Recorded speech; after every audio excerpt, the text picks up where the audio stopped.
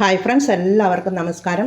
ഞാനിന്ന് വന്നിട്ടുള്ളത് വൈകുന്നേരത്തെ ചായക്കൊപ്പം കഴിക്കുവാൻ പറ്റിയ കടലമാവ് വെച്ചുണ്ടാക്കിയ വക്കുവടയുടെ റെസിപ്പിയുമായിട്ടാണ്. എന്നാൽ ഇതെങ്ങനെയാണ് ഉണ്ടാക്കുന്നതെന്ന് നമുക്ക് നോക്കാം.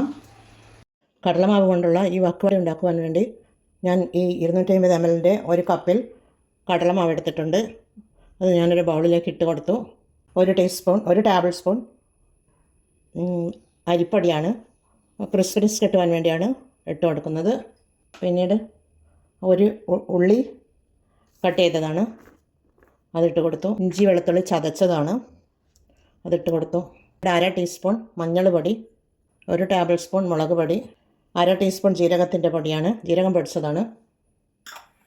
പിന്നീട് അയമോദകമാണ്, ഒരു 1/4 ടീസ്പൂൺ ഉണ്ട്, കൂടുതലാവാൻ പാടില്ല. കറിവേപ്പില ചെറുതായി കട്ട് ചെയ്തതാണ്, കുറച്ച് മല്ലിയിലയും കട്ട് ചെയ്തതാണ്. പിന്നീട് ഒരു ടീസ്പൂൺ ഉപ്പിട്ട് കൊടുക്കുന്നുണ്ട്. ഒരു പച്ചമുളക് ചെറുതായി കട്ട് ചെയ്തതാണ്. മുളക് പൊടി ഇട്ട് കൊടുത്തിട്ടുണ്ട്, അതുകൊണ്ട് ഒരു പച്ചമുളക് മതിയാകും. എല്ലാം കൂടി ഇട്ട് കൊടുത്തൊന്ന് ഇളക്കി കൊടുക്കാം.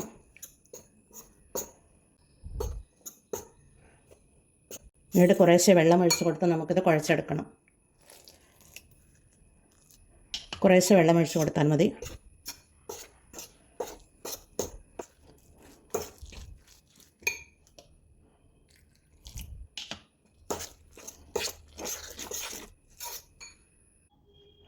ഈ രീതിയിൽ മതിയാവും. ഇത് കലക്കിയെടുത്തിട്ടുണ്ട്.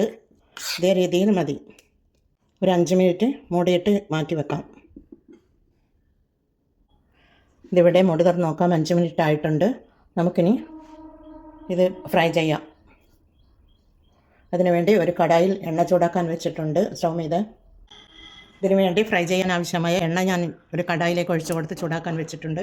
ചൂടായി വരുന്നുണ്ട്. അതിലേക്ക് നമുക്ക് കുറച്ച് കറിവേപ്പില ഇട്ട് കൊടുക്കാം. അത് കോരി മാറ്റി കൊടുക്കാം. പിന്നീട് ഓരോ സ്പൂൺ വീതം വക്കുവട നമുക്ക് ഉണ്ടാക്കിയെടുക്കാം. ഒഴിച്ച് കൊടുത്ത്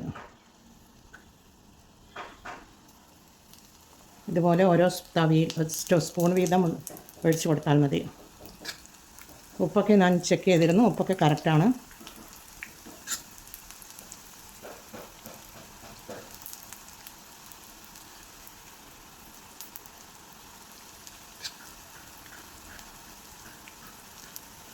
ഇതുപോലെ കുറേശ്ശെ കുറേശ്ശെ ഇട്ട് കൊടുക്കുക.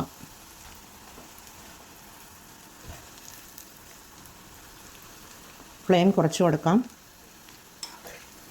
ഇത് ആദ്യം സ്പൂണിൽ ഇട്ട് കൊടുക്കുമ്പോൾ ഫുൾ ഫ്ലെയിമിൽ വെച്ച് കൊടുക്കണം. പിന്നീട് ഇത് വെന്ത് വരുവാൻ വേണ്ടി ഉള്ളു പെട്ടെന്ന് വെന്ത് കിട്ടുകയില്ല. അതിന് വേണ്ടി ഫ്ലെയിമിൽ വെച്ച് കൊടുത്ത് വേണം ഇത് വേവിച്ചെടുക്കുവാൻ. ഞാൻ അതുപോലെയാണ് ഇപ്പോൾ ചെയ്തെടുക്കുന്നത്.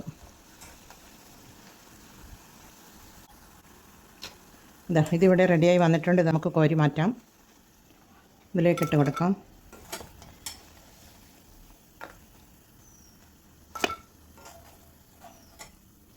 നല്ല ക്രിസ്പിയായി തന്നെ കിട്ടിയിട്ടുണ്ട്. ഇനി നമുക്ക് ഫുൾ ഫ്ലെയിമിൽ വെച്ച് കൊടുക്കാം. ഇതിട്ട് കൊടുക്കാം.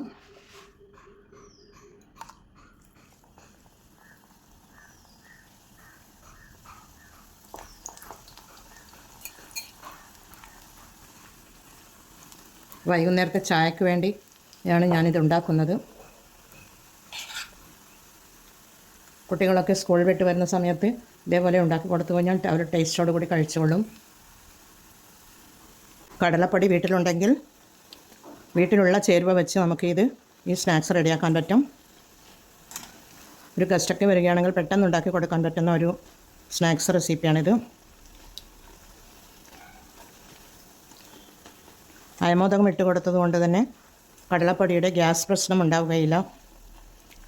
അത് കൂടുതലൊന്നും ഇടാൻ പാടില്ല, കുറച്ച് മാത്രമേ, ഒരു 1/4 ടീസ്പൂൺ മാത്രമേ ഞാൻ ഒരു കപ്പ് കടലപ്പൊടിക്ക് ഇട്ട് കൊടുത്തിട്ടു. അതിൻ്റെ ചുവ നല്ല ചുവയാണ്. ചിലർക്കൊന്നും അത് ഇഷ്ടപ്പെടുകയില്ല.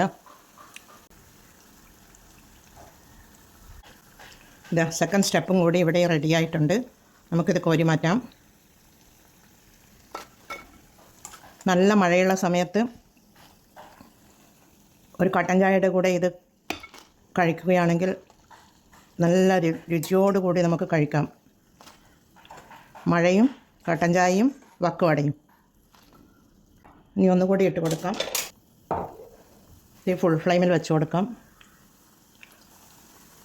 എന്നാലെല്ലാം നമുക്കിതുപോലെ ചെയ്തെടുക്കാം. എല്ലാം ഞാൻ ഇതുപോലെ റെഡിയാക്കി എടുത്തിട്ടുണ്ട്. ഒരു സർവിങ് പ്ലേറ്റിലേക്ക് മാറ്റിയെടുത്ത് വെച്ചിട്ടുണ്ട്. രാവിലെ ബാക്കിയുള്ള ചട്നി, തക്കാളി ചട്നിയാണിത്.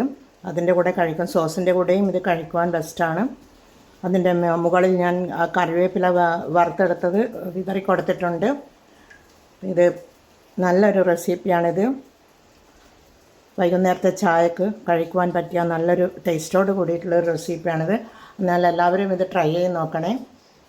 കടലപ്പൊടി ഉണ്ടെങ്കിൽ ഉണ്ടാക്കിയെടുക്കാൻ വളരെ എളുപ്പമാണ്. പക്ഷേ ലാസ്റ്റ് ഇത് ഉള്ളു വെന്ത് കിട്ടുവാൻ വേണ്ടി തീ കുറച്ച് വെച്ചിട്ട് നമുക്ക് വേവിച്ചെടുക്കണം എന്നുള്ള ഒരു ബുദ്ധിമുട്ട് മാത്രമേ ഉള്ളൂ.